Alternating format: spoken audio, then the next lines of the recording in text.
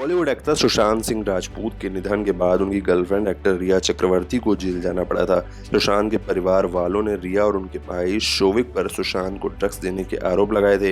इस दौरान रिया ने जेल में 6 हफ्ते भी बिताए थे। अब एक इंटरव्यू में उन्होंने अपने एक्सपीरियंस शेयर करते हुए बताया कि जेल में आखिरी दिन उन्होंने अपनी साथी महिला कैदियों के साथ नागिन डांस किया था। रिया ने यह भी कहा कि जेल में आप इंसान नहीं, सिर्फ एक नंबर होते हैं।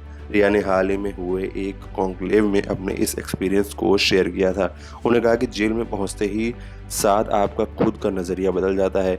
आप सिर्फ एक नंबर रह जाते हैं। आप सिर्फ वही कर सकते हैं जो आपसे करने के लिए कहा गया है। रिया ने आगे बताया कि मैंने जेल में महिलाओं से काफ़ी कुछ सीखा।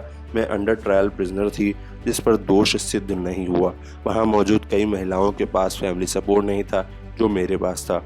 हालांकि उनके साथ वो मीडिया ट्रायल भी नहीं हुआ जो मेरे साथ हुआ। खैर, वहाँ उन महिलाओं को देखकर मुझे महसूस हुआ कि ज़िंदगी में खुशियों के कुछ ही पल मिलते हैं, उन्हें छीन लो।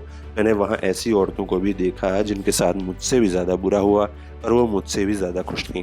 जब रिया से पूछा गया कि जेल में उनका आखिरी दिन कैसा था, तो उन्होंने बताया कि जिस दिन मुझे बेल मिली, मेरे भाई को बेल नहीं मिली थी और इसकी वजह से मैं बहुत दुखी थी।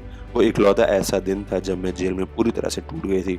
इससे पहले मैंने वहाँ मौजूद अपने साथी कैदियों से वादा किया था कि जब मुझे बेल मिलेगी तो मैं सबके लिए डांस करूँगी।